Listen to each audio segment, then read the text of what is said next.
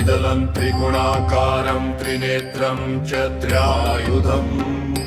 त्रिजन्म पापसंहरम् एकबिल्वं शिवार्पणम् त्रिशाखैर्बिल्वपत्रैश्च यच्छिद्रैकोमलैः शुभैः शिवपूजा करिष्यामि एकबिल्वं शिवार्पणम् अखण्डबिल्वपत्रेण पूजिते नन्दिकेश्वरे शुद्धयति सर्वपापेभ्यो एकबिल्वं शिवार्पणम् शालिग्रामशिलामेकां विप्राणां जातु चार्पयेत् सोमयज्ञमहापुण्यम्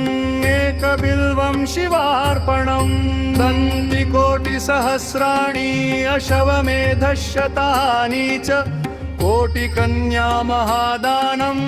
एकबिल्वं शिवार्पणम् लक्ष्म्यास्तनम् उत्पन्नं महादेवस्य च प्रियम् बिल्ववृक्षं प्रयच्छामि एकबिल्वं शिवार्पणम् दर्शनं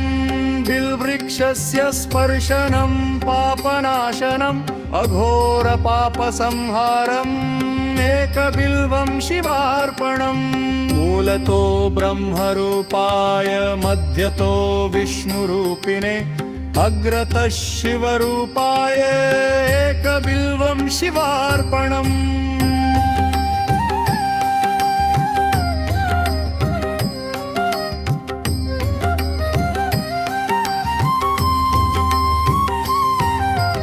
बिल्वाष्टकमिदं पुण्यं य पठेत् शिवसन्निधौ सर्वपापविनिर्मुक्त शिवलोकमवाप्नुयात्।